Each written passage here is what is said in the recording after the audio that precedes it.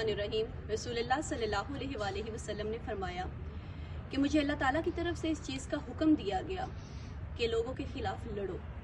یہاں تک لڑو کہ وہ اس چیز کی گواہی دیں کہ اللہ کے سوا کوئی معبود نہیں اور محمد صلی اللہ علیہ وآلہ وسلم اللہ کے رسول ہیں، نماز قائم کریں، زکوٰۃ ادا کریں۔ بس اگر انہوں نے ایسا کیا، یعنی اگر انہوں نے اس چیز کی گواہی دے دی کہ اللہ کے سوا کوئی معبود نہیں، محمد صلی اللہ علیہ وآلہ وسلم اللہ کے رسول ہیں، انہوں نے نماز بھی شروع کر دی، روزے بھی رکھنے شروع کر دیے، تو آپ صلی اللہ علیہ وآلہ وسلم نے فرمایا کہ ان لوگوں نے مجھ سے اپنا مال اور اپنا خون محفوظ کروا لیا۔ یعنی جس نے اس چیز کی گواہی دے دی،